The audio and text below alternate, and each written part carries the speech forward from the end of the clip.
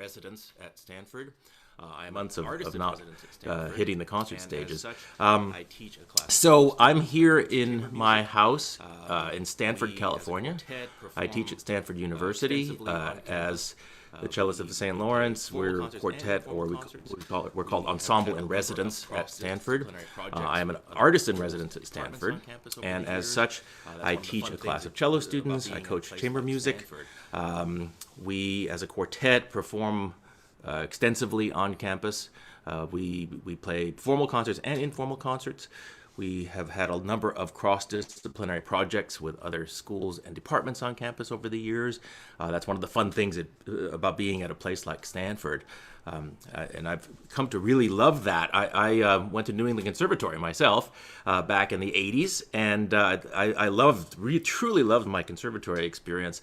And now here I am immersed in this university world that has components of conservatory, but is not the same on many other levels. So it's a great pleasure and privilege to be able to be here at Stanford, and also to be in California, which is something I would not have anticipated doing when I was at school in Boston way back in the day. After school, I lived a few different places. I was in Chicago for many years before joining the St. Lawrence in 2003.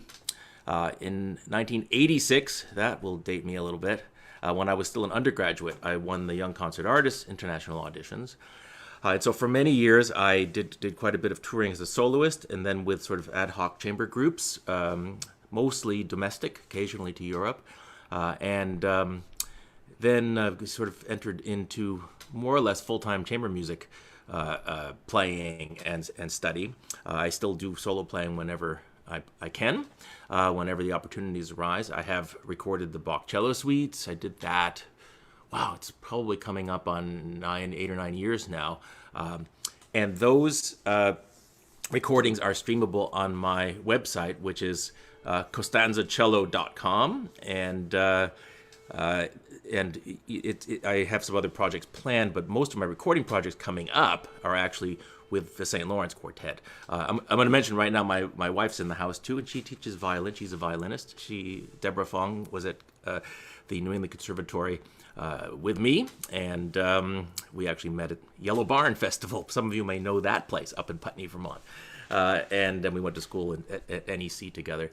So sometimes we're teaching and doing various things simultaneously in our house in sound leads. So I'm just mentioning that up front. Upcoming projects, and I was referring to recording. So the most recent quartet recording that we've made with the St. Lawrence is the 6 Opus 20 Haydn string quartets. And of course, being in a string quartet, Haydn is really at the core of the repertoire. Haydn really invented the string quartet. There's some evidence that some other composers wrote quartet repertoire prior to Haydn, the idea was maybe floating around, but Haydn really took it and made it his own. We've really devoted ourselves to playing a lot of Haydn and recording Opus 20s, and coming up we're going to be recording the Opus 76s, and another upcoming recording project will be the Korngold Piano Quintet, which is just one of the most remarkable pieces with our pianist friend Stephen Prutzman, and we will also record the 3rd Korngold String Quartet. So I already see some questions coming in, and I think I will just jump in and answer them. And when we have a moment, I will talk a little bit more about some upcoming concerts and things that I have. So the first says from Jonathan Griffin, in what ways does playing professionally in a professional string quartet affect the way you play and practice individually? And I think that's an excellent question. And I think one of the ways to address that question is that if you just look at individual parts in a string quartet, and when Haydn invented the quartet, of course, especially the early Haydn quartets and a lot of early classical quartets, they're very first violin centric. So the actual parts, the writing for each individual instrument are not entirely balanced. So cello parts as parts alone are not necessarily that involved.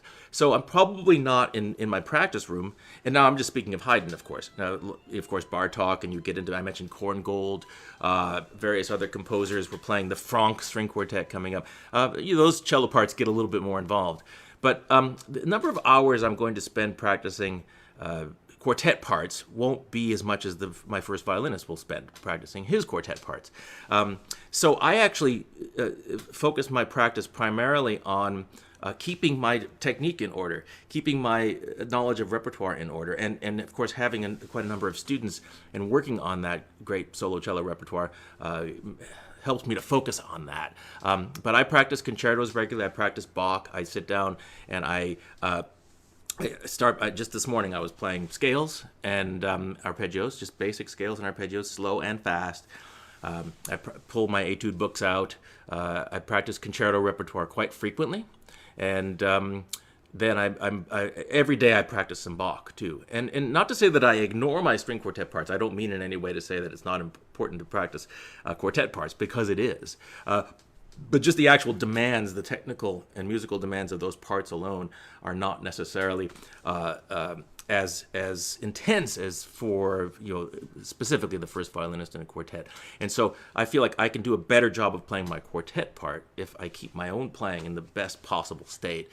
So I really do focus quite significantly on cello repertoire and difficult cello repertoire as often as I can. I hope that answers that question. I see another question. It says, what's your approach to playing and shifting without constantly looking at the fingerboard? What exercises or scales would you recommend to do? All right, good question. Shifting. Shifting I think about a lot and practice quite a lot. And with students in particular, I have a new student, and we're starting to work on rococo variations. And you cellists out there, I think I can see myself, so you should be able to see me. You cellists out there can anticipate what I'm going to say when I talk about rococo variations and shifting, because the famous C sharp to C sharp shift. So the basic way I practice shifts, and there are many permutations of this, but let's start by saying what it is that we have to look at when we shift, and that is the fact that we're shifting from position most of the time, shifting from position to position. So this and the two C sharps. This C sharp is in. I don't ever seem to count positions after fourth, but whatever position that is, this C sharp. Plus the fact that we have to play B and A right afterwards, we're shifting to this position. So, and obviously first position is pretty straightforward. So from this position to this position. So the first thing I will do is just take the actual notes that I'm shifting from and to. So now in real life, when we do this particular shift, and again, I'm just choosing this one because it comes up a lot. We can pick any number of other shifts and different types as well. But even though in real life we change bows on it, I'm going to start off by just using a slur through the shift. It just slowly gliss in a very relaxed way. Part of the question was how do you deal with these shifts without feeling like you have to look at the fingerboard? And part of that is just from doing it enough times that you start to trust that you're developing a muscle memory. And even looking in a mirror can be helpful in that regard, because at least you're not looking down. Because I agree, I think the implication there is that we probably don't want to be doing this so much, staring at our left hand or even right hand, that we want a posture that is balanced and neck that is relaxed and shoulders that are relaxed. So that would pretty much mean that we don't want to hunch over and stare at the fingerboard. So I just do a number of these kinds of shifts where I literally often loosen up my neck and look sort of in the opposite direction of my fingerboard and my left hand. And so I really trust. I do this many, many times, just the shift back and forth. And then I had mentioned that we're shifting from position to position. So I will do all the fingers in one position. I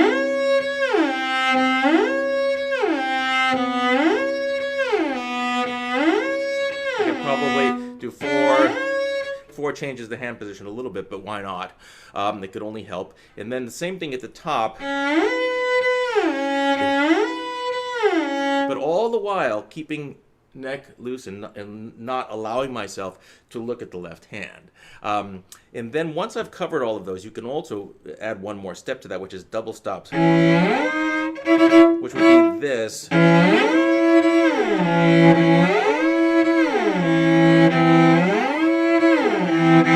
In other words, make it as complicated as you can, and then make sure you're covering all the bases while doing that. Now, the other part of this shift, once you've done that, by the way, you will, and how many times it's hard to say, but many, with slow shifting and a big gliss, this is not the way it's going to sound when you play it, obviously, but this is just to really get everything loose and comfortable. I mean, I see more questions coming, and I could go on and on about the shift thing, because I actually strongly believe that the bow plays a really big role in shifting, whether you're slurring or not. So I feel like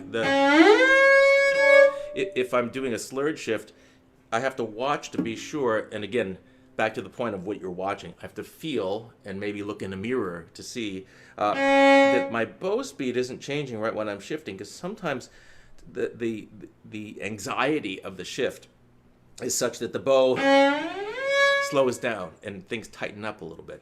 And what we want in this exercise, one more point of it, is if you notice, I'm keeping my bow speed exactly the same throughout the entire exercise. And then when I go ahead and do it with the bow change, that opens up another. The question is the shift on the old bow, on the new bow, or half and half? And that's a matter of taste. But if I take this and this one, I would say it's safe to say is mostly on the old bow, if not entirely. Although when you do it faster, maybe there's a little on the new bow. And you can break it down. You're gonna probably not all on the new bow. Can't entirely tell from the slow tempo, but it is good to practice those components of the shift slowly as well. So breaking things down, keeping it loose, doing bow changes, doing slurs, putting the slides in, because the slides really allow you to feel that distance. It's a visceral thing, and you develop a muscle memory, and it gets more and more reliable the more times you do it with the repetition. And so the other, let's say, exercises or scales, I would say those are the exercises primarily that I would recommend. And we could get more specific with, like I said, with different kinds of shifts, different examples from repertoire and various things. And you mentioned scales as well. Interesting, because if you think of, if this is in the context of shifting, scales can be an interesting thing to do too, because, you know, we are doing a certain amount of shifting when we play a scale. Like I pick E major, there's this.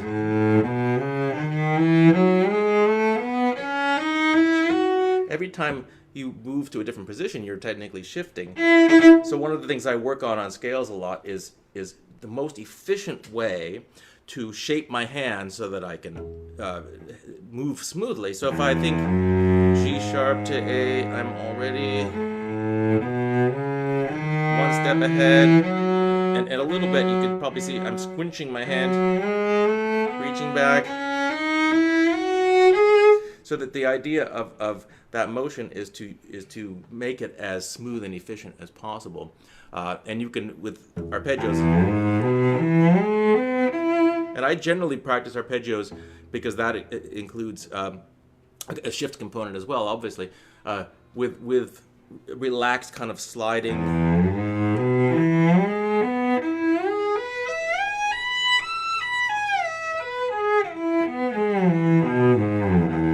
So I can really think about what that motion is.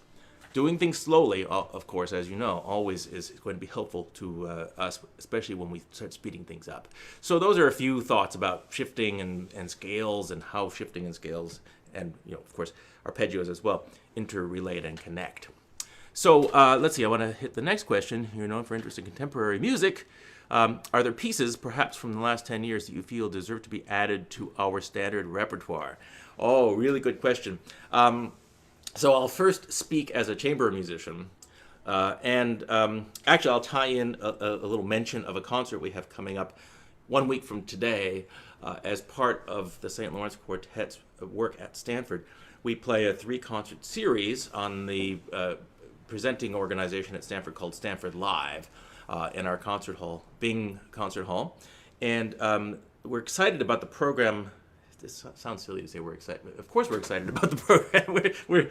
We're particularly excited about next week's concert because, first of all, we haven't been able to play a live concert in Bing Concert Hall at Stanford since January of 20. The one we had coming after that, of course, got canceled because of the pandemic. So we're super excited about that. Our guest artist he's arriving into town today, actually, Paul Wianco. I don't know how many of you have heard his name, but Paul is a remarkable person on many levels. He lives in Brooklyn. He's from California originally. He is super interesting composer. We discovered his music just a few years ago. And an incredible cellist. I mean, he plays with ease and clarity, and he really speaks through the instrument and sings through the instrument. In fact, relatively recently, meaning within the last couple of years, he sat in with the Kronos Quartet when their cellist was on maternity leave. So he did a number of tours with the Kronos Quartet. So Paul will be coming here. He's just composed for us a 2-cello quintet. I mean, how many 2-cello quintets are there? Schubert, Glazunov. There are some others, but we don't play so many of those that are lesser known. He's written us this new piece that we'll start rehearsing with him tomorrow. And we think he's somebody to watch out for. Paul Wianco, Wianco. And we'll pair that, of course, with the Schubert Quintet. So that's going to be a very enjoyable experience. So Paul's an interesting composer who's getting more and more attention. I think, John, I have to mention John Adams, who lives in Berkeley. And, John Adams, famous for huge orchestral pieces and operas in particular. He wrote for us 3 pieces, actually. He heard us play a concert at Stanford in, I believe it was 2008, on which we played the piece he had written for Kronos called John's Book of Alleged Dances. And afterwards he came backstage and said, "Oh, wow, I really loved hearing you play. Can I write you a string quartet?" And we said, "Well, of course." So he wrote us a string quartet. And John is, he's such a big career. Composers we generally commission. We ask them to write pieces for us, or someone will ask a composer to write a piece for us on their behalf. But John decides pretty much what he wants to write, and then his publisher will be able to put together the commissioners. It's really not a problem. Not to say he doesn't get asked to write pieces. Of course he does. But this is a question of a situation where he chose to write us a string quartet. So, and it's a remarkable piece. It ended up being almost 40 minutes long. After the premiere at Juilliard, he lopped off about 5 minutes of it. So it's still over 30 minutes. Big, intense. We played it recently. One of our first concerts back this summer was at the Colorado Music Festival in Boulder. And we hadn't played it in a long time. Several years later, he wrote a piece for us called Absolute Jest, which is for string quartet and orchestra. So it's a string quartet concerto. There aren't many of those. It's actually a huge orchestral piece with lots of quartet stuff in it. We premiered that with the San Francisco Symphony and Michael Tilson Thomas, and we've recorded it with them, taken it on tour a lot, played it with LA Phil and various other orchestras.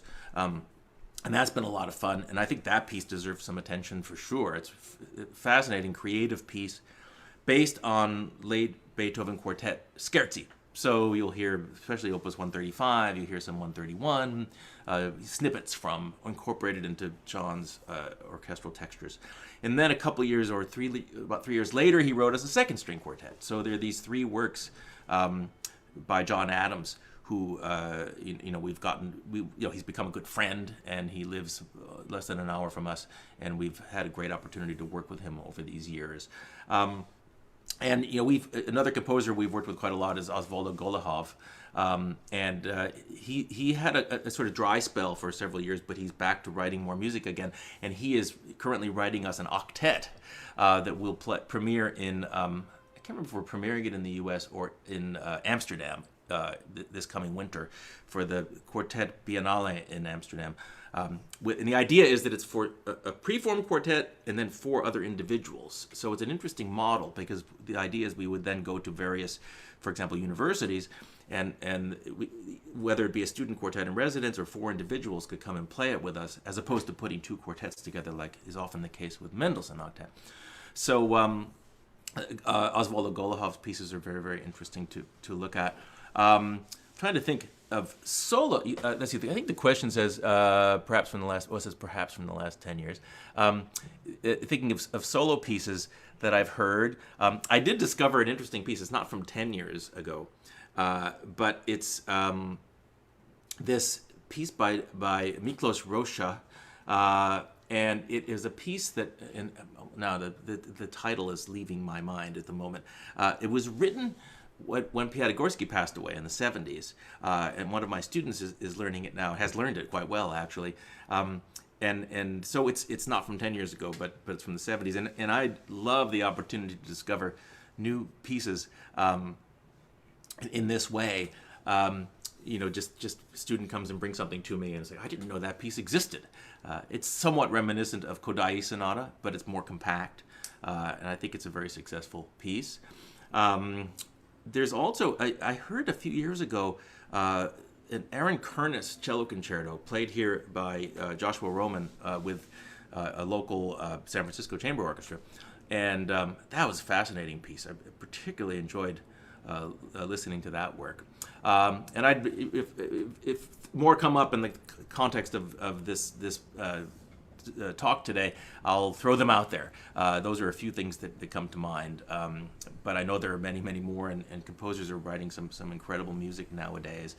It's almost ridiculous to say that because composers are always writing incredible music. But I think of some of the composers who are particularly well known, like Jesse Montgomery, for example.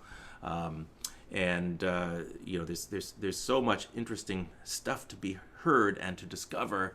And with YouTube and performances popping up here and there, you go to Facebook and somebody posts something, we can discover music in a more immediate way than perhaps we were able to back in the old days, so to speak.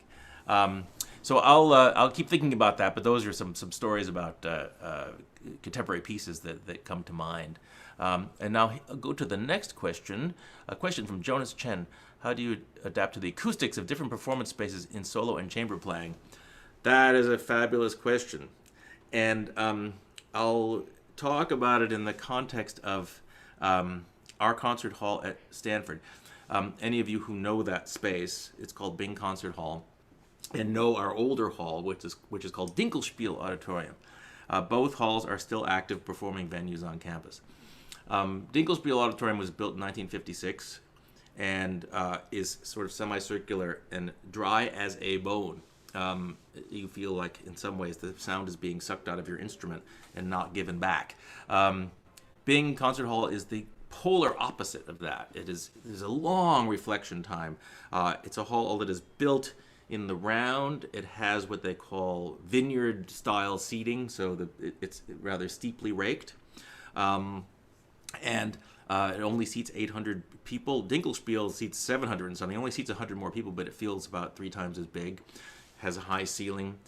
And part of me says we play music and we should play the music and play it for the music. I mean, of course, all of me says we should play music for the sake of playing the music well and identifying with it, connecting with it. And not then another part of me says the venue shouldn't matter. Of course, we know the venue matters because once we're in the space, we feel differently about how we're playing. If I play, a little over a year ago, I played Bach cello suites in a restaurant in the East Bay of California for a live YouTube stream. And I've played Bach cello suites in some of the most resonant spaces you can imagine, churches and that sort of thing. And it's hard not to play a little bit differently. I think when I was younger, when I was first getting started after winning Young Concert Artist, I was thinking about halls all the time, and I was thinking about projection a lot. And of course, we know projection's important. We also know that, as loudly as we can play a cello, there are limits.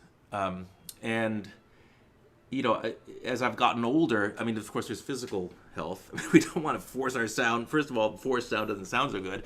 But second of all, it's physically taxing. And I've been thinking a lot more than I did, when I was younger about being in a large space, a large performing space, whatever the acoustic is, and finding ways to project without really overdoing it. Dvorak Concerto was a really good test piece for that. I remember my first Dvorak Concerto, and I got through the first movement in a rehearsal, and I thought, how am I ever going to play this thing? Because suddenly there was this massive orchestra behind me, and I had not ever had that experience before.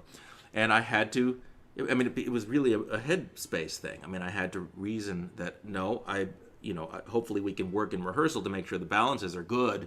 But I'm playing in a large hall. I'm going to project the way I project, and I have to stay loose, flexible, and healthy.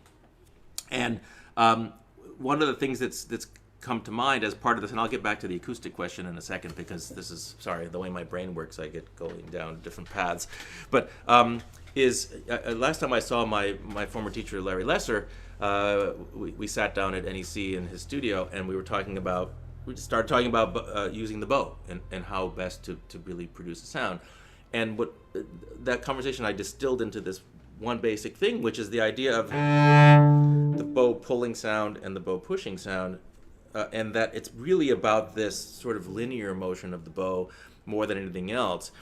And I found, when I was just getting started playing concertos, that I was a little too much into the sort of vertical, and we do need weight into the string. Of course we do. But how much do we need? And should we not think more about how we pull the bow across the string and push the bow across the string? And that ties into projection and concert halls and that sort of thing. So the last time I played Dvorak Concerto a couple of years ago, I decided I didn't want to go anymore, but I wanted more of this kind of rounded pulling sound. You can add to that a little edge when you need the edge, but maybe not so much about trying to get massive amounts of sound. So then the topic of being in a hall, you trust at a certain point that if you're really doing things in a healthy way, that you'll get as much projection as you're going to get. And again, this is the tip of the iceberg. We could go on and on about specifics about how to hold the bow and what how we want to transfer the weight, because there is a weight transfer, but also how if we lean too much in the index finger, push the bow this way, the thumb counters it, and that was what I was dealing with. I was leaning so much in that my thumb was grabbing too tightly and starting to squeeze. So there's that aspect of it, large hall versus small hall. And then there's dry hall versus wet hall. And it becomes clear when you play in a particularly, what we say wet acoustic with a long reflection time. It becomes clear pretty quickly just after a few minutes that you have to articulate a little bit more. Again, I think there are limits to how far you would go. Like if I'm going to play a random note like this in a dry acoustic, I might play with a little bit. In a wet acoustic, I might bite it a little bit more. And it's more, if I think about something that involves many, many notes in a row, I could not worry probably so much about clarity if I'm in a drier space, but when I'm in the wet space, I know they're going to blur together, so I might be able to add just a little bit more bite to it. I mean, if I think, just pick that randomly, or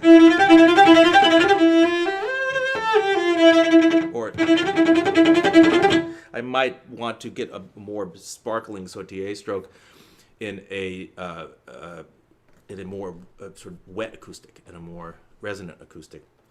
And we'll go in, for example, to this hall, Bing Hall, next week, and we know it's our home hall, so we know what it's going to feel like, and we're going to factor that into our playing a little bit. And yet, at the same time, we don't want to be in a situation where we completely change everything, because the hall is different. Because at that point, it becomes a perhaps uncomfortable situation where, now I got to play for this hall, and I don't really know what it's sounding like. I would suggest not being too overly conscious about that. Be somewhat conscious, but just know that you have to play this beautiful music. This hall is a little drier. I can use a little longer bow stroke occasionally. This hall is wetter. I'm going to articulate a little more clearly, and I would say there are limits to how far you would go with that. So that's just some thoughts off the top of my head regarding that question. Here's another one. I have more difficulty descending, shifting versus ascending. Not sure why. Okay, I will start by sharing. I've always had an easier time with ascending scales than descending scales. Like if I take And I don't know how much of it is that there's something more natural about flowing the hand this way, perhaps, than bringing fingers back. So if I go... And I've practiced way more the descending motion than I have the ascending motion. And it has to do with how fingers substitute and how they overlap, I'm convinced. But if let's just think of a good, well, just, you know, back on our C sharp.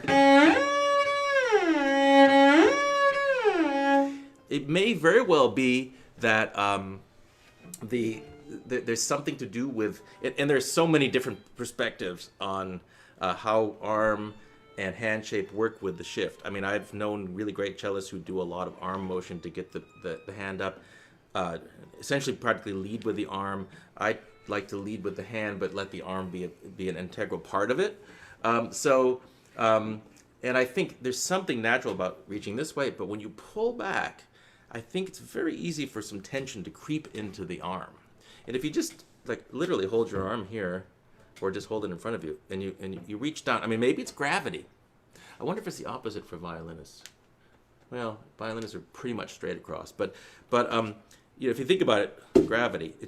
You know, and I often say, in many ways, it's easier to play in upper positions than lower, because if you just take your both hands, both arms, and just plunk them down, they fall there. But not so much back here. You have to kind of reach back, and that's where I think.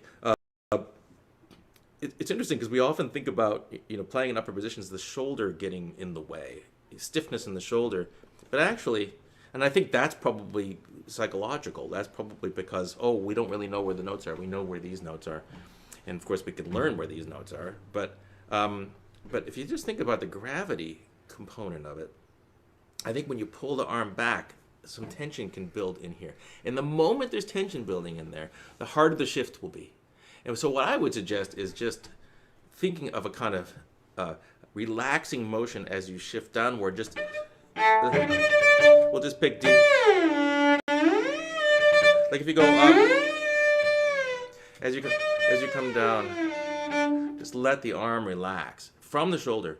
And I think this relaxation that I talk about has to be from the shoulder initially. And think about the neck too, because I've found in situations where I'm anxious in any way or nervous about the circumstances of the performance or whatever the case may be, my neck tightens, and I'm never quite sure if it starts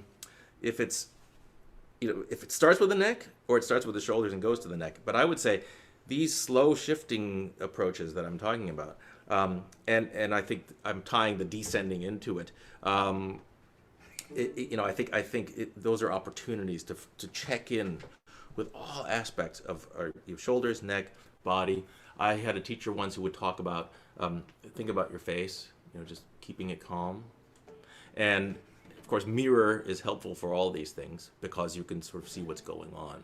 So I would say that the descending, I'm not entirely surprised that the descending shift might be a little trickier. I think it's because it's easy for tension to build up. I think it's more natural to let that arm flop because of gravity than pull it back. And we have to work on keeping things relaxed as we descend and allow the shoulder to be low and let the arm sort of come back in the most natural way.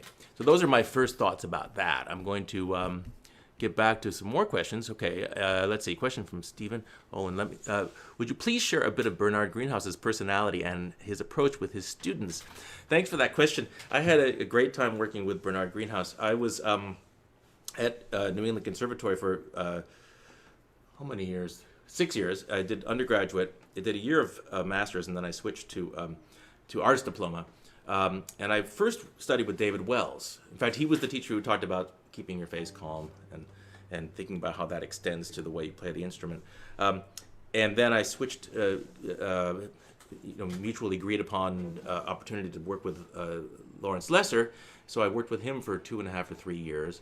And then as I was doing my artist diploma, I remember saying to Mr. Lesser, Bernard Greenhouse is teaching here. How would you feel if I went and studied with him? And he said, great, go ahead and do that. And Mr. Greenhouse was game for it. He was at that time probably in his mid-70s. He went on to live another 20 years.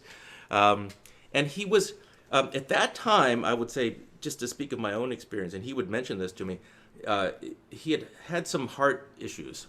And he was in decent shape, but he would get sleepy sometimes. And after that time, he did have an open heart surgery, as I understand it, and his energy level kind of returned. But he would say, he would always encourage me to grab it morning lesson time, because he said, I'm much more fresh in the morning. Because I remember some 4 p.m. lessons where about 4:45 he would just get kind of tired, and we would cut them a little bit short. Not because he wasn't interested, but because he was physically tired. So what I remember about him the most, and again, when I went to study with him, I had already been touring quite a lot, playing a lot of concertos and concerts. And so I didn't go to him in this sort of, so to speak, formative place in my studies. It was more like, okay, let's work on this piece, work on that piece.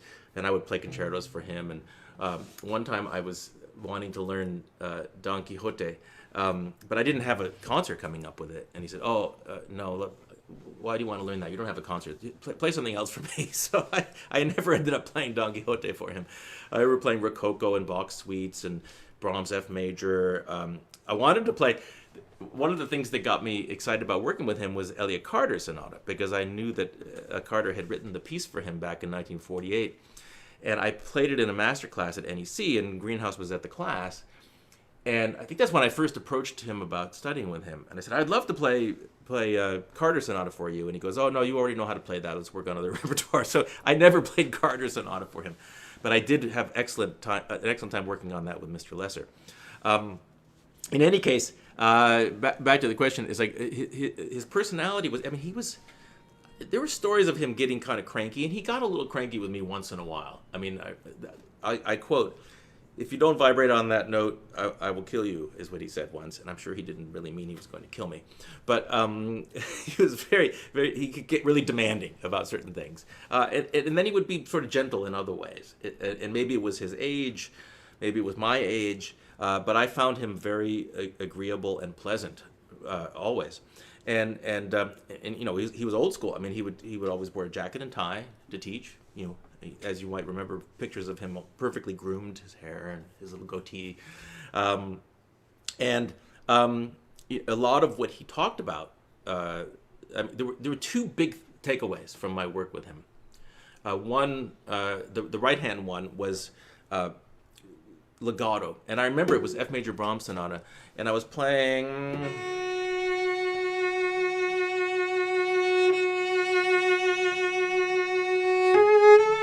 playing that tune at the beginning of Brahms sonata, and he said, you know, you never really play legato. And I was like, ugh. I jumped out of my seat, because I always thought, one of the things I do well is legato. And what I was doing, and this is another thing, it depends on your school of thought. I'm just going to give you my perspective and how it was shaped to some degree, maybe a large degree, by Mr. Greenhouse. I was doing a fair bit of wrist flop motion at that time in my playing, and he said, and he felt that that motion of flipping the wrist, and maybe I just wasn't doing it well, the bow speed would change as the bow turned in my hand and I prepared for the down bow, and therefore it bumped the sound in a way that was counter to creating a legato sound, and he strongly felt that legato was better achieved with the simplest of motions in the wrist. Even though you'll hear a little something, he felt that was the least fussy way to do it. And so I've sort of, you don't want what's tricky about that approach is that you don't want the wrist to stiffen, you don't want the hand to stiffen, but you do want a simple motion. So I've really come to believe in the most basic and simple way of drawing the bow across the string, and it really came from him. He really got me thinking about that. So that was one takeaway. The other was left hand. And we did talk about shifting a fair bit, actually, not inconsistent with what I've been talking about today. But he talked about vibrato a fair bit, and he spoke about Casals quite a lot, because he did have the opportunity to work a fair bit with Casals, and he talked about how vibrato, how you can, and probably all of you know to some degree this sort of thing where if you obviously change the shape of your hand, the sort of wavelength shape of the vibrato itself changes. And so he encouraged me to experiment quite a bit with sometimes turning the wrist. So if I would have this vibrato, if I wanted a different kind of vibrato, I could turn my wrist slightly, change the angle of my finger to the string, and therefore the vibrato would be quite different. So a lot of talk about how to create different vibrato colors, and then this idea of how to more simply use the bow. And if you watch him play in videos and films, I mean, you'll see those things happening. You see him doing those exact things. So he was really honestly sharing things that worked for him in his playing. But I had a really great time working with him. Okay, great. Let's see. Next question. My vibrato sometimes gets very tense and almost non-existent when I get stressed out.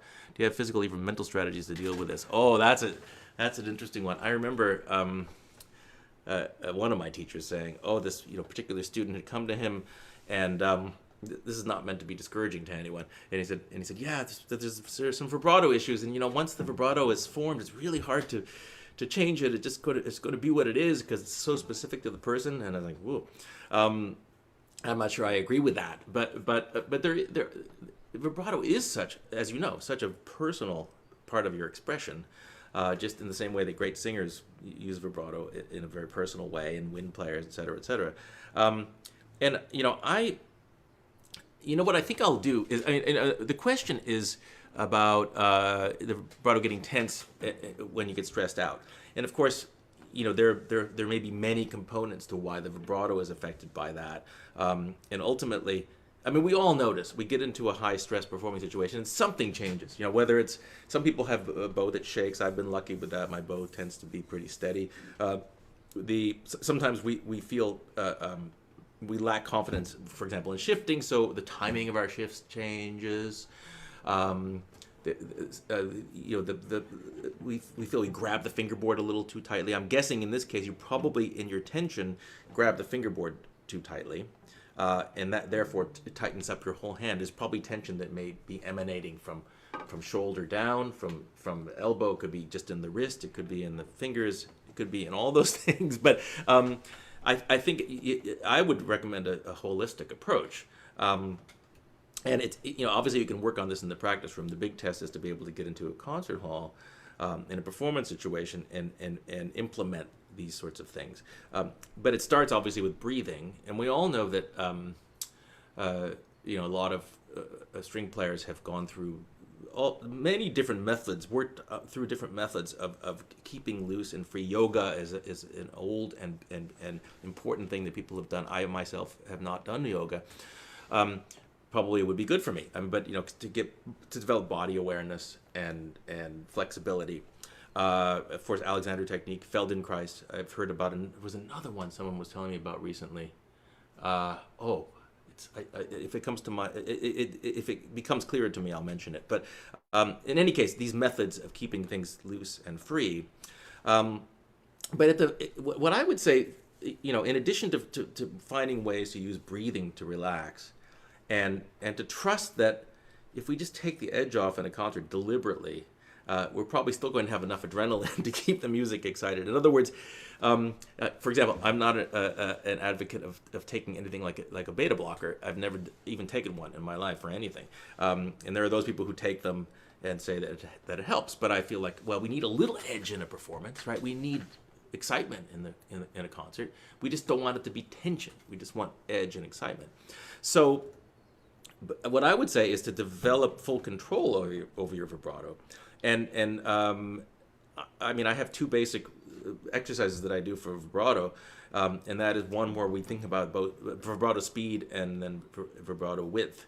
And if we think of the width as being connected to the dynamic and the intensity of the sound that we create, meaning quieter, it's narrower, louder, it's wider, and that the speed of the vibrato is a more or less purely expressive component. And this is really kind of a dry way to look at it, I admit.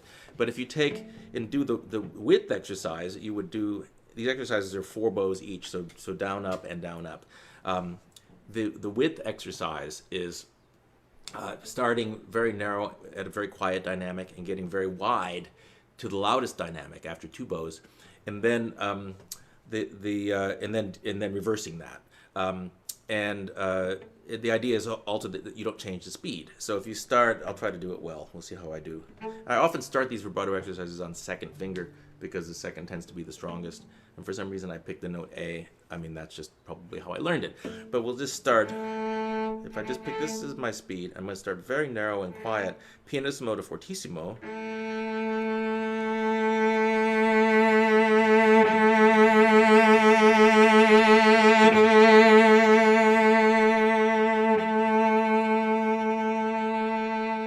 And that's it in a nutshell on one finger. Ideally, you do it on all four. I don't ever do it on thumb, but you could, I suppose. And then that would be just to develop a sense of connecting your vibrato speed to the dynamic and the intensity of sound. And then, vibrato width. I said that wrong. Vibrato width with a constant speed, connecting it to dynamic. Now I'll pick a mezzo forte, do 4 mezzo forte bows, and change the speed, like so. I was too quiet. I should be a little louder.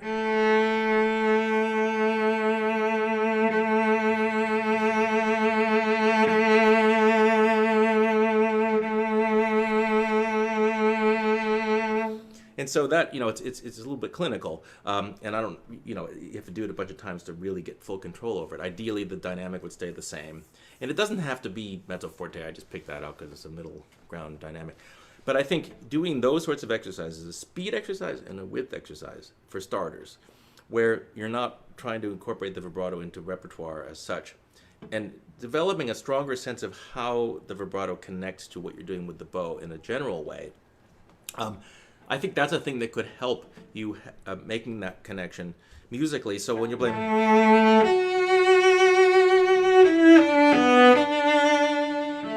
and if you're feeling tense, okay, that doesn't feel great. But if you can breathe through that and maybe even use vibrato as a way to create a more relaxed,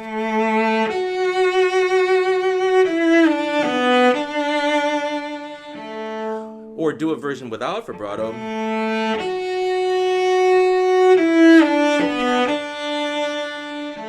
where you're just taking it away completely, relaxing it, and then saying, okay, I'm going to add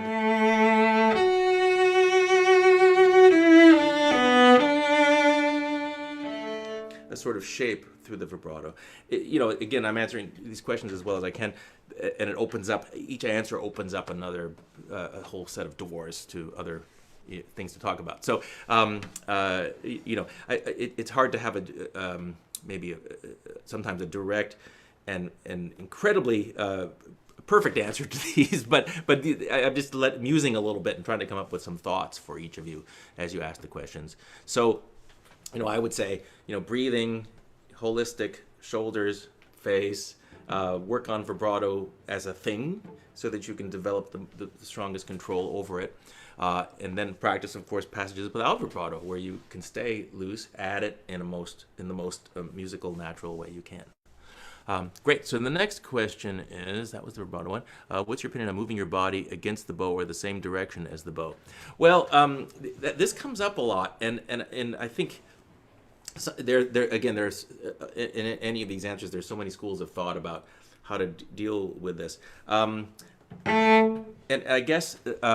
And I know that there are situations. I mean, there's the talk of how we deal with our hips, posture. I guess I'll just run down the things that I think about and see if this in some way answers the question. I mean, I try to have. I know I get lazy, especially in chamber music rehearsals, where I sort of sit there and just kind of play, and we have to be careful of that sort of thing. But with the sort of triangle between feet and end pin and then feet and chair legs, you can't see that now, but it's well, you can see them. I don't know if you can see my feet. It's not that interesting, but they're planted on the floor. Chairs are different heights, so we have to get that balance just right. And then I am a believer in the pivot.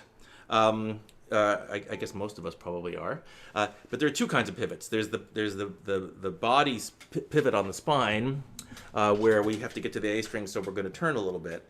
But I don't believe in pushing it too far. There's just a little bit of a turn here.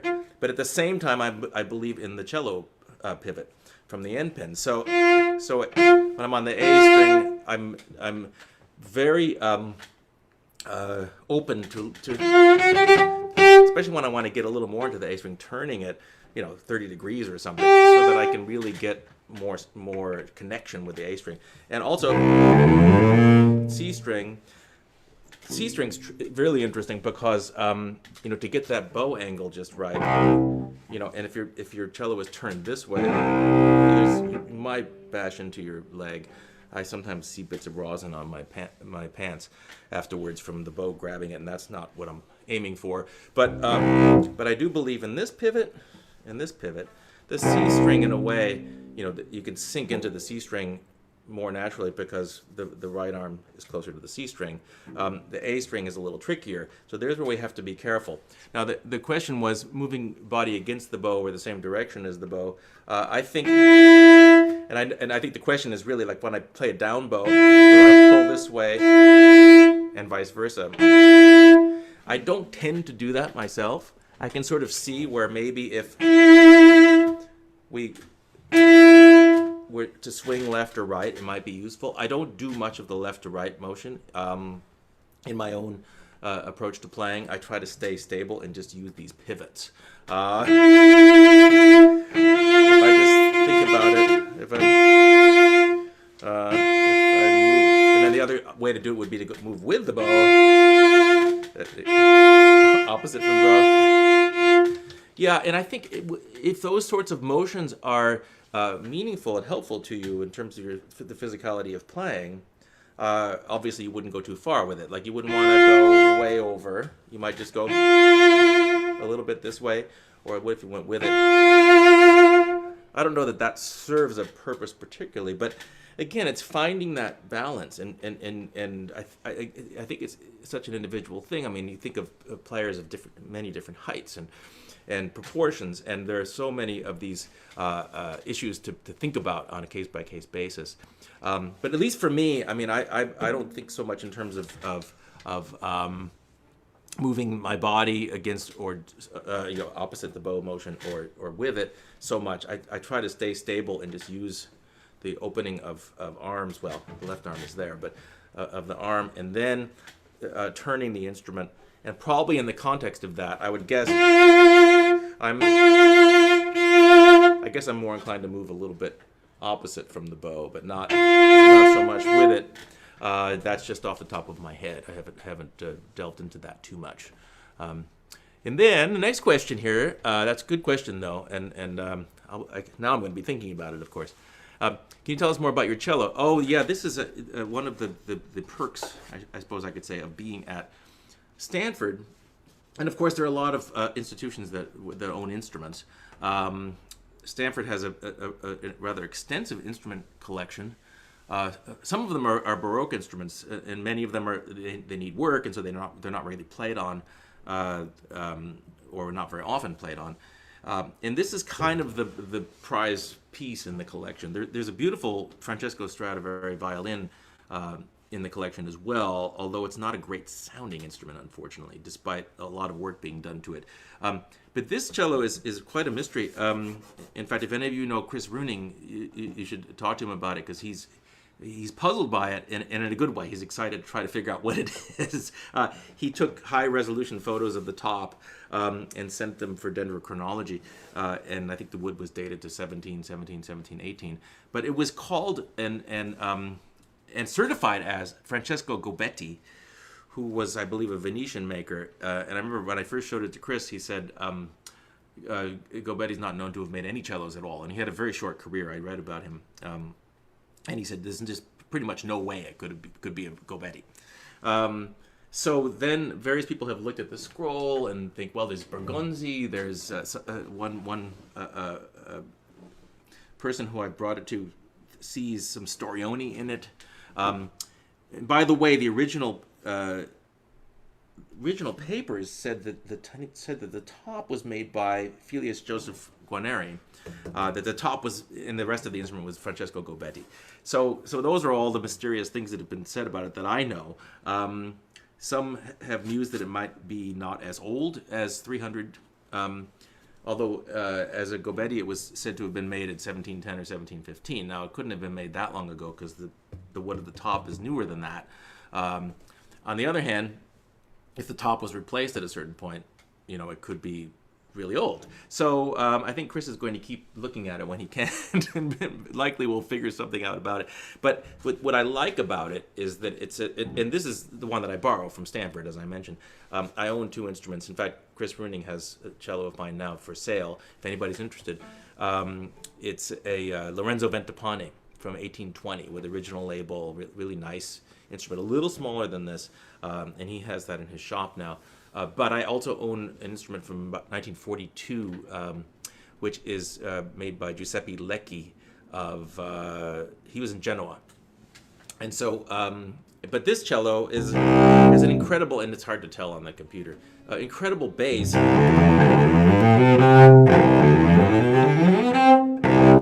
And what I have to do sometimes is I don't like to get it adjusted. I know some people are really into getting lots of adjustments, and I take this to my people, I call them, up in Petaluma, Joe Grubaugh and Sigrun Seifert, and they keep it in really great shape. And we've hardly moved the post in almost 19 years. Just a little here and there, but most of the time not. He'll adjust the bridge a little bit, or she'll adjust the bridge a little bit. I've experimented with different strings, but it's a very stable instrument. It hardly ever goes out of tune.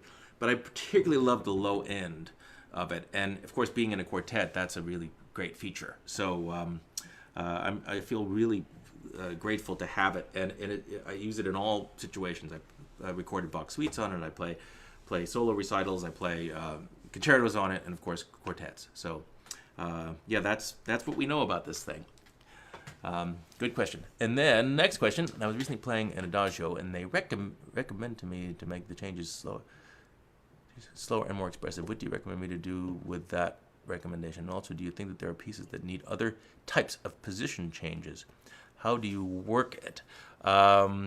Pieces that need other types of position changes. So I think I want to make sure I understand the question properly.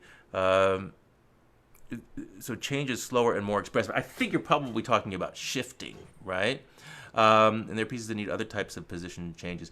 So if I read this correctly, and what the door that opened in my mind in reading it is about ways of shifting and speed of shifts, and how to deal with that. And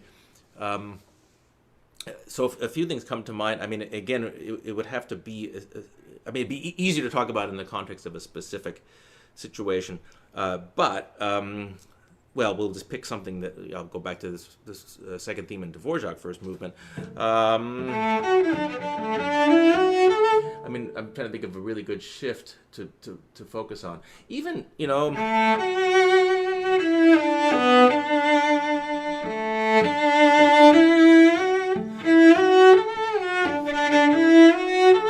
there's this small shift there. Even something like that. How do you deal with that sort of shift? And what I would say, and I'm just going to see if I can come up with some other better examples, actually. But I would say shifting, it's really interesting when we talk about how fast we shift the left hand, and how much slide we put in and how we do the slide. So, if you think, of course, we play Bach, we don't want to hear any slides at all. We want everything to be clean, but we're still shifting. So we want those motions to be very efficient and well studied and well sorted out. In lush romantic music, of course, that's another ballgame altogether, and we can sometimes do very slow expressive shifts. Maybe Schumann concerto. That one.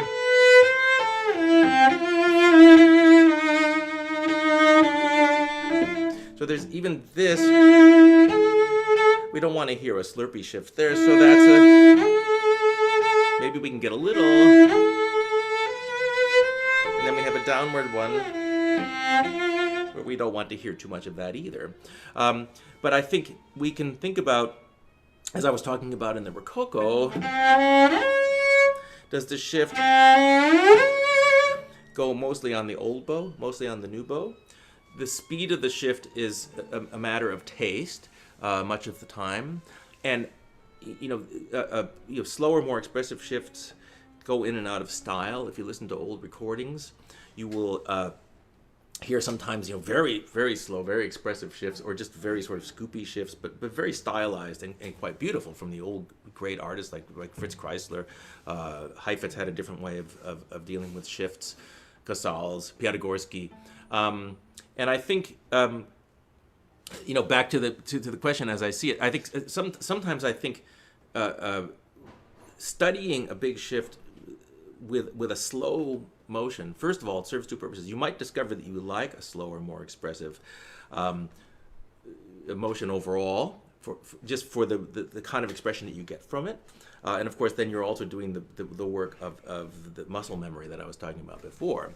And I think the other kinds of you mentioned position changes. Of course, there are other kinds of shifts where we literally place the hand in the new position. We have to be pretty confident about that.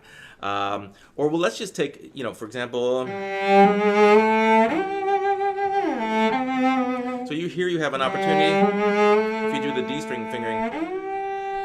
So there,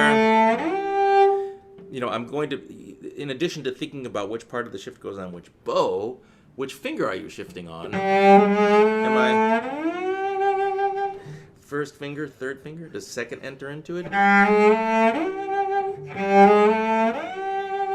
But you don't want a big slurp there, probably. So, and then coming back, do we want to hear some of that? That one I tend to do more quickly because I don't want equal up and down kind of shift because that gets a little tedious quickly. So I think the components to think about are, as I was saying before, how the shift relates to the bow changes when you have a bow change, the speed of the shift, and I do think to simply answer the question or to observe, sometimes a slow shift can be the most beautiful thing we can do. And then it's just doing it enough times to really feel the ease of that shift if it's in a slow movement and a slow piece. And then, is the shift one what we call a drop shift where you slide on, like if I go, if I just pick these notes, that's what I would call a drop shift. Old finger, drop this finger down. That's a certain kind of expression. I could do those same notes. Oh, I picked a different note, didn't I? On the new finger, old finger, new finger, you can even stop a little bit on the old finger and put the new finger down. It's another kind of expression. And then how those relate to the possibility of bow change. And I think, that's sort of there's the repertoire of possibilities there. And you kind of have to, that's very technical in a way. Ultimately, we have to feel these shifts. But I think even when we feel it, we should take a step back and break it down a little bit and try to understand what it is that we're doing with the shift to make it expressive, or can it be more expressive? And I think these are all topics that are really interesting. I went through a whole phase where I was kind of eliminating the slides, we call them, from the playing, and I realized I was kind of overdoing it. So there was another time when I I was definitely overdoing the shifting in terms of the slides. So I think it's again a matter of taste, understanding what you're doing technically, and then continually examining and re-examining because the possibilities are there. Okay, so we'll leave that for the moment. Let's see. Do you have any advice on how to warm up and for how long? And how would you tackle a new piece to make the learning process as quick as possible? Thank you very much. Great question. I mean, there's so many schools, again, like a lot of these things, different schools of thought. But what I'll say quickly is warming up, and I don't know how many of you know the name Fritz Mogg. He taught at Indiana University for many years, and one of my teachers at Eastman when I was growing up had studied with him. So he introduced me to Fritz Mogg's technique book, which is called simply Cello Exercises. And the first few pages of that book are just long bows. I think he says 66 per beat with 2 beats on the bow or something of this nature. So it's 1 and rest, same amount of rest. And he has it all calculated and written out with a certain number on each string, long down bows, and then you do long up bows. But very controlled motion, where the circular motion back takes the same amount of time as the actual bow takes. So you really work on this kind of rounded, sweeping motion with the bow, which I think is really, really helpful. It's kind of it creates a peaceful mindset too, to be doing these long bows with lifts. And then just even long bows, and I think doing long bows with a metronome is a good idea. I'm not a huge metronome person generally, but did I say that? But I think a metronome with something like this, even if I'm just picking a pulse and really focusing on, or you can do one with 4 pulses, 1, 2,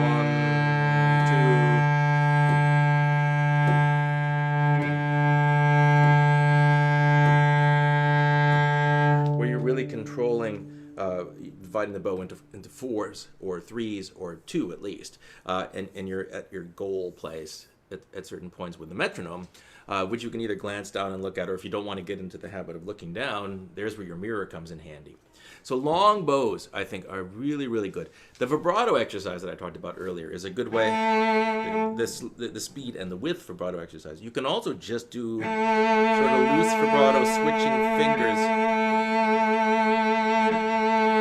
and just trying to get it to match.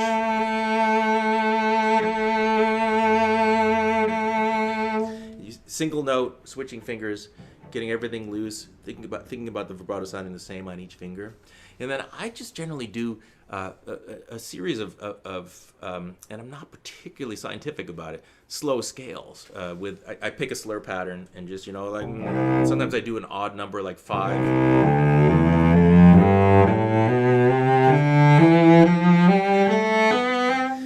Etc.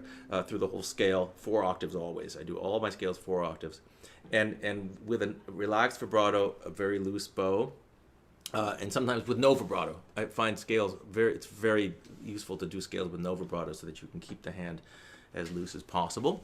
And then I add the corresponding arpeggio. I was talking about arpeggios earlier with the slides, just to keep everything as loose as possible. So basically, long bows, loose vibrato, scales with and without vibrato. Not too fast scales generally, which you can then speed up if you wish, and tackle a new piece to make the learning process as quick as possible. Oh, that's a tough one. Depends on the piece, of course. And I think one way to deal with a new piece is to get an overview, to sort of look at the whole thing and say, and in the process of doing that, identify what some of the challenges are going to be. So early on, and I had trouble with this when I was a kid, I just wanted to learn the piece, so I would start at the beginning, then I would get to the hard part, and especially when I was playing piano as a youngster. And I would slow down at the hard parts, and I would never give those hard parts enough attention because I like playing the easy parts better. So excuse me, the obvious thing to say, I'm going to just have a sip of water. I think the obvious thing to say about that is to really try to digest and understand what the difficulties might be, and to really just jump headfirst into the difficult places, and then have try multiple fingerings, for example, with a passage that could be done in multiple ways. Try different bowings. Keep the bow loose. I sometimes am sucked in by these super long slurs that composers write, and I want to do things on a long bow. And it's sort of like a badge of honor sometimes for me. Look, I can do that on a long bow. Then you get to the concert and you say, what am I doing? And you just free the bow up. So, figuring out how, when you're first learning, for example, if you take one of those Popper etudes that has whole measure slurs, and when you're first learning it, if you try to do that whole measure slur in the slow tempo, it's going to sound horrible. So obviously practice the new piece slowly. Use bowings that allow you to make a sound that you like, that makes you feel healthy about what you're doing, and then just as slowly as you need to work out the gnarly bits, and isolate those gnarly bits, and maybe again not scientifically, but you can just stay in touch with the piece as a whole and know that you're paying close attention to those places that are most difficult. and little by little you piece it together. And in the course of practicing, as the piece, as they come together, the practicing approach to practicing will shift somewhat. You get to a point where most of your work is just these little bits, really trying to get the hard parts to be up to the level of the easier parts, and then you continue working on your piece this way, and then at a certain point you have to start playing larger sections and larger points. So what I like to say is there's a very analytical part of practice, but in the same practice session, try to let there be a performance part of the practice.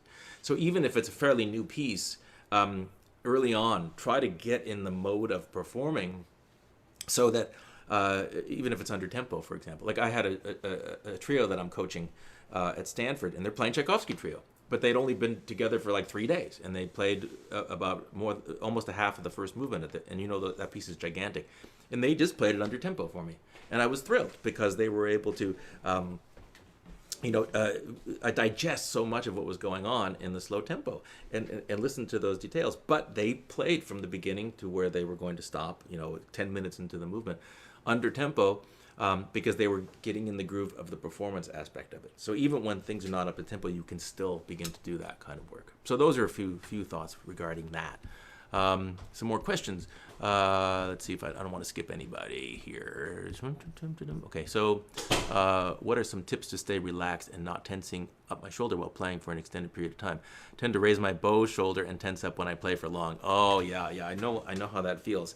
Well, I mean, the most basic thing to say about that is, and it depends when you say playing for long. If it's a practice session, or even a rehearsal, you can take breaks, and I think breaks are important. And I know when I was really super intensely focused as a conservatory student, I wanted to practice as much as possible, and I felt like if I could keep practicing without taking a break, it's going to be better. But the fact is, you need a break. So you need a break, and you need to do different things with the bow in the course of practice. So there was a famous story of, and of course I'm talking about a pianist, not a cellist here, but I think it was Vladimir Horowitz practicing the same passage for 13 hours straight. I'm not sure it's true, but I definitely heard it. So what I would say is, don't do the same thing for too long, first of all. And if you know that you have a tendency to tighten this shoulder, you have to counter that somehow. You have to work on doing long bows to loosen it up. I mean, I've sometimes done these sorts of things where I actually, and I've told students to do it, it's a little awkward, where I put 2 fingers on, and I wish I knew the names of all the, obviously it's a shoulder joint, but two fingers on the top, and then 2 on the arm side, and I can feel where this is raising, for example, where my 3rd and 4th fingers are raising, but I don't want the 1st and 2nd fingers to raise, because that means that I'm lifting my shoulder.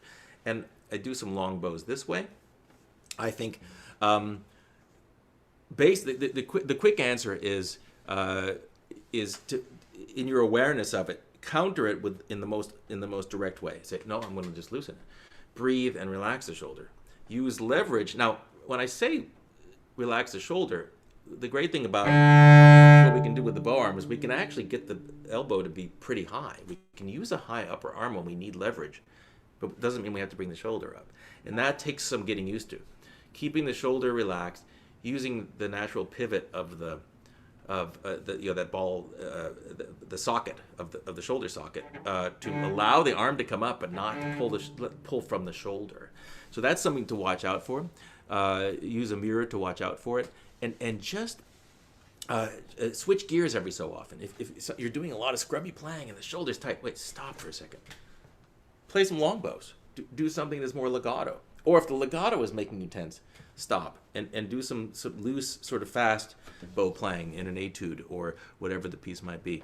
Because I think variety is key. I also think that what I said before about taking breaks, you get up and you just move a little bit. I mean, I had a teacher who had me get up and do these big swinging arm motions. It was at Eastman when I was a kid. We went out into the hallway, and she took a look down the hall, make sure nobody was watching. And we did these things like helicopter, kind of swinging the arm around.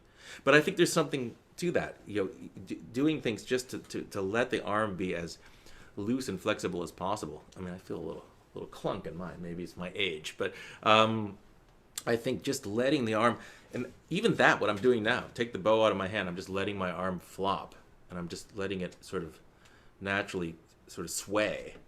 like a swing, and making sure that the shoulder is low, staying in touch with the neck. And then, you didn't mention left shoulder, but it's important to check in with the left shoulder as well. So I think the first thing is to just check in with that. And I know that, when I remember playing an audition for grad school when I was in my early 20s. And I played the audition and I practiced really hard. And I remember one of the people listening to the audition said, "Oh, it sounds great, but you got to work on those shoulders. Your shoulders are so high." And I had no idea. I mean, I wasn't even aware of it. And I found just by addressing it through knowledge that I was doing it made a huge difference. Just to really be able to take the time to let it, to focus on that and let it relax. So I know that's sort of a general. I guess that's all we can do here today. But general kind of approach that I find useful for myself. And then I will just go ahead now to the next question. What is your best advice when it comes to music school auditions? What are colleges looking for in pre-screening versus live auditions? Oh, okay. And of course, here at Stanford, we're not a conservatory, so it's a little different. And we're listening to auditions 2 times usually. One, what we call a supplement to the Stanford application. So it's a 10-minute video, and we rate those videos, and the ratings go to the admissions office, and that works towards helping the application out. At a conservatory, what I would say, not teaching at a conservatory, but what I would say from judging many competitions, for example, and when you say specifically what are colleges looking for in pre-screening versus live auditions, I think first of all you're looking for the same sort of thing. In a live, whether it be a pre-screen video or a live audition, it's the same idea. You want to get a sense of the person, and what do I mean by that? I mean, on a video it's a little hard perhaps. In person, you can ask some questions, you can talk, you get a sense of who the person is. So I think you want to be you. You want to present yourself well. I think you want to obviously play really well. So practice hard, get comfortable with what you're playing, do all the things test pieces out as well as you can, study them thoroughly, do lots of run-throughs. If you're sort of audition practicing, start at different parts of the piece, get used to not playing the entire piece some of the time, because in an audition you're not going to play entire pieces. But I think most importantly, and I think what's always been helpful to me in competitions, playing and listening, I'm really looking for, and what I'm trying to produce when I play, a personality. I'm looking for the actual person who's doing it.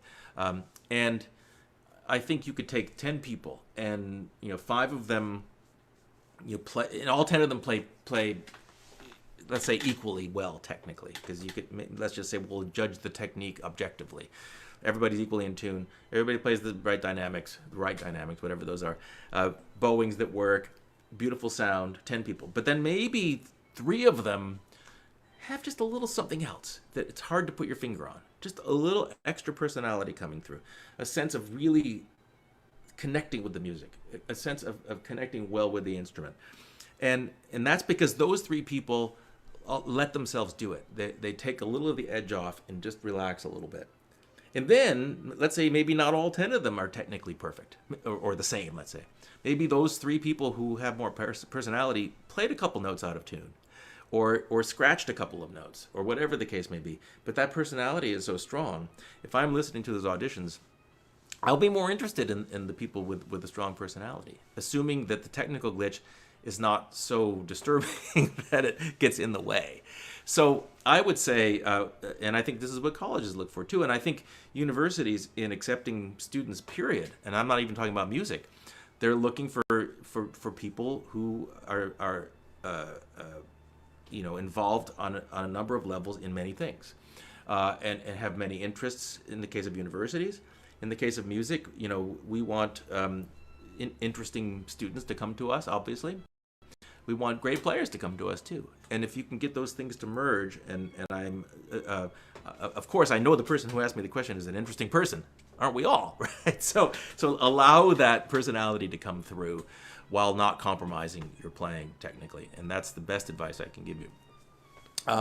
Okay, let's see. How do you go about analyzing, studying Anna Magdalena and Kellner manuscripts of the Bach solo cello suites? Oh, that's a big can of worms. I recently bought many of you might know this book, this Bylsma book called Bach the Fencing Master, which is really breaking down the Anna Magdalena manuscript. And he just, if you don't know the book, it'd be kind of interesting for you to see it at some point, because he like literally takes what Anna Magdalena put on the page. And even some of that to me is like, okay, how, even when you're literal, how would you know if it's a 3-note slur or a 2-note slur? But I mean, he's so much about the bow, and he has rules about the bow, and the bow never leaves the string, and you never hook anything, and if you finish a movement down bow, you start the next one up bow, and there are all sorts of interesting things. He's pretty intense about it. When I first learned Bach suites, I didn't pay much attention to the manuscripts. Now, to be fair, when I first learned Bach suites, I was just a kid, but nowadays I'm much more interested in the manuscripts, and I look at them. And I guess I look at these manuscripts in, Kellner or Anna Magdalena, and I do tend to go with the flow on that, meaning I give more attention to the Anna Magdalena manuscript. Maybe that's not fair. There are 2 other extant manuscripts that we can look at as well. They're all available on IMSLP, I'm pretty sure. But I do look at them fairly often, and I do make changes because I see interesting things in the manuscripts. I don't quite do like Bylsma, where if the pattern is clearly 3+1, for example, but Anna Magdalena has 2 plus 2 slurred, 2 separate. Just because it's in the manuscript, I don't necessarily just do it. I still believe that there are errors in the Anna Magdalena, and we don't have. I don't think it's in my own opinion. Maybe this is controversial. I don't think it's entirely reliable. I'm glad we have that, and Kellner too. But I think. We have to look at those manuscripts, at least in my opinion, the same way we look at manuscripts of other composers' pieces, and that is to know that these are humans who made mistakes, and we have to use what I would call musical sensibility to kind of work through that. But again, having said that, I encourage all of you to look at these manuscripts and respect them and trust them as resources and like like any great edition, I even new urtext editions of pieces, I'm so excited to buy them. But I'm not necessarily going to do every little thing in there, because maybe some of those things don't feel right or don't suit me particularly well. So, and then another thing is, if you hear my Bach suites recording, you'll hear some movements that seem to kind of match the manuscript markings better than others. But really, when I learned all the suites, I wasn't analyzing the manuscripts that much. And I remember, like, C major suite, when I first went into before I went to record it, I played. I already just broke a Bylsma rule by hooking, but I had a lot of slurs.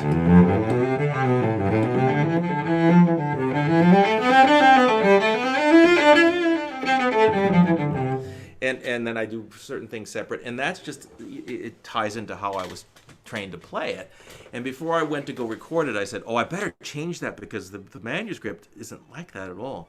And then I stopped myself and said, I've got to play these pieces in a way that I feel good about playing them. So I said, unapologetically, I'm just going to play them the way I play them and express myself the way that I do.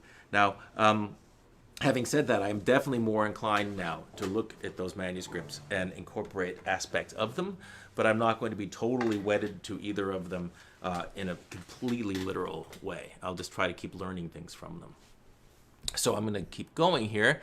How much does mental process play into your preparation? Mental practice, visualization, score study, listening to recording, etc. I think mental practice plays a significant role, actually. Now recordings, that's an interesting one. If it depends on the piece, but I tend not to listen to recordings very much when I am learning new pieces or preparing a piece, because I like to be able to have as clear a head as possible. Having said that, I get curious, and so I do dig up some recordings from time to time. I think of pieces that I'm studying and playing. I think mental practice really important. I mean, I remember when I was first learning some of the Bach suites and memorizing them, getting a piece of manuscript paper and writing them out just to kind of like get a clear sense of what's going on there. I also think harmonic analysis in Bach suites is really important.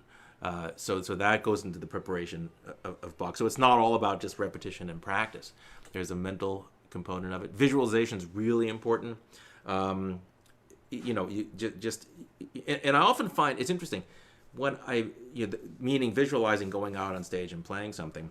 When I do that quite a bit, I almost always find it calmer to go out on stage, because my brain, when I visualize, kind of makes it into an extreme situation where I imagine it makes it into an uncomfortable situation almost as I picture it. Maybe I do that on purpose to some degree, but then I find when I go out on stage, I can friendly people, beautiful hall, nice audience all around, nice colleagues on the stage with me, and I can relax a little bit. So I think, however visualization works for you. For me, it tends to take the potential stress of being in the moment on the stage and dealing with that ahead of time in my head, and then when I do go out, it's a sort of a relief almost. So for me, that's important. And score study was the other part of that, and of course we all know it's important to study scores. To what degree? I think, again, when I was younger, I don't know how old anybody is here, but I didn't do that enough, and now I do it a lot. I think it's really important to know what's going on. I also find that, for example, string quartets, and not even just string quartets, if you play off an iPad, which I'm doing more and more, we can play pieces off of scores more easily. And I think in a concert, maybe you don't want all that information, but certainly through the preparation method. I mentioned Paul Wianco earlier. We're probably all going to just play off the score when we play his new cello quintet, because we're using iPads, and as long as we're good at turning the pages, we can do that. So I think all of those things that you mentioned in your list of things, they're all really important and interesting to do in preparation for performances or learning pieces and that sort of thing. Okay, now let's see. How do you feel with getting tight and not performing your best during a lesson? I find that even though I practice and it's hard to, I feel that even though I practice and it's hard to express myself. That's an amazing question, and I think master classes can be that way too. I had a friend when I was at conservatory who said, his teacher screamed at him one time, said, I know you play better than that, but you always sound terrible in your lessons. And it was like, I think it was a pianist actually. And I realized, wow, how often did I sound my best in lessons? I mean, probably 30% of the time. And as a teacher, I've come to terms with that too, that I know that you go into this room for the purpose of being criticized, for the purpose of being told what you're doing wrong, well, hopefully being told what you're doing right as well. But and that can create a certain level of anxiety. And I think the thing that I learned the most over many years of formal study was that I had to stop caring about that. It's a given that I'm going to be criticized in the lesson. Okay, don't worry about that. And I had to, speaking of visualization, I had to pretend that I was playing a concert in the lesson. And I know it's easier said than done, but you just say, I'm going to perform now. And if the teacher stopped me after 7 notes, well, so be it. At least I tried. But I think as much as possible, get into performance mode in the lesson. I also found, I like to chat. So perhaps you could tell that from today. And I would find myself asking lots of questions at the beginning of the lesson because I was trying to delay the inevitable. And over the time I got a little bit better at that, where I just say, nope, I got to play this now. Just jump right in and do it. So I think, first of all, don't feel bad if you're not playing your best during a lesson, because I think that's a very natural thing to have happen. And hopefully your teacher will understand that as well. And I think if you're really having trouble with it, you should talk to your teacher about it and say, look, I know you probably know I play better than this too. I'm trying my best, but something about this environment is unnatural and uncomfortable for me. And so in that case, I would say, have a conversation with your teacher. But I think it's also, don't beat yourself up about it. And I would also say, imagine performing every time you go into a lesson. It's just a performance, and not the performance of your life necessarily. Just a chance to play something, share something with somebody who wants you to do well. Remember that your teacher wants you to do well. So that's always another thing that I tell myself on concert stage. They're here because they want me to play well. So great. Eric Schaefer. Hi, Eric Schaefer. Nice to see you. It's been a long time. Thank you for your comment. Thanks for sharing all your talent and wisdom. I appreciate that. Thank you. Next question. Recently, broke my left-hand pinky cycling. Scary time, making way back to the flexibility, strength, and left hand, utilizing downtime to study via classes like yours. Have you experienced injury? Thank you so much. I have. And left-hand pinky. This left-hand pinky, in high school, slight fracture. And I had a splint on it, and it was a great time to do a lot of bow exercises, and start do a little bit of playing without the pinky, although the splint at the time was getting in the way.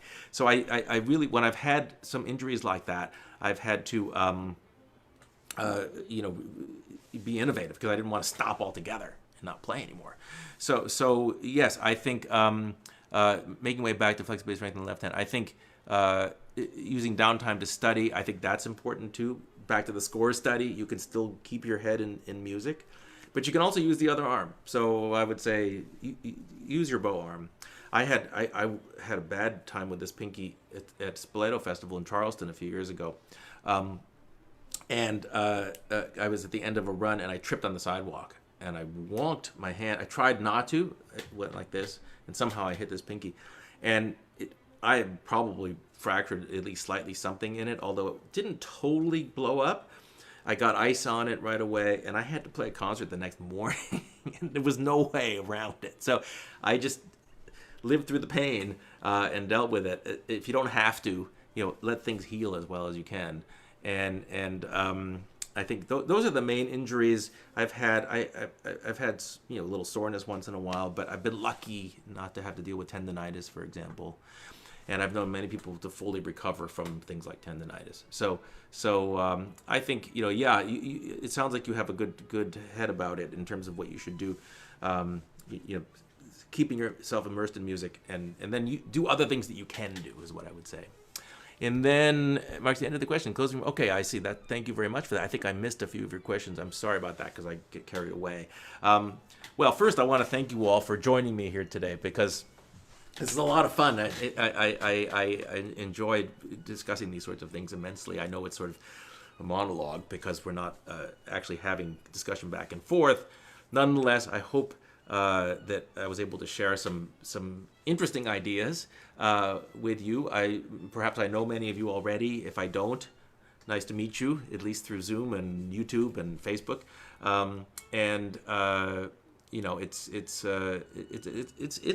I really like delving into this thing. I never think of myself as a total cello nerd, and yet somewhere I am. So I think just by default, it just kind of, we play the instrument, we spend a lot of time with it, we love doing it, and I love discovering new things in playing. And I've been playing nearly 50 years, and I keep looking for new things to do. I listen for new sounds.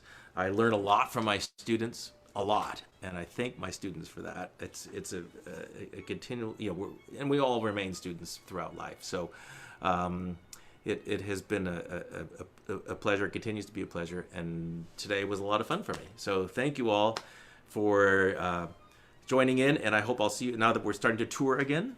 I'm hitting the road from time to time. I hope I'll see some of you, many of you maybe, in concerts as we hit the concert stages. So thanks very much.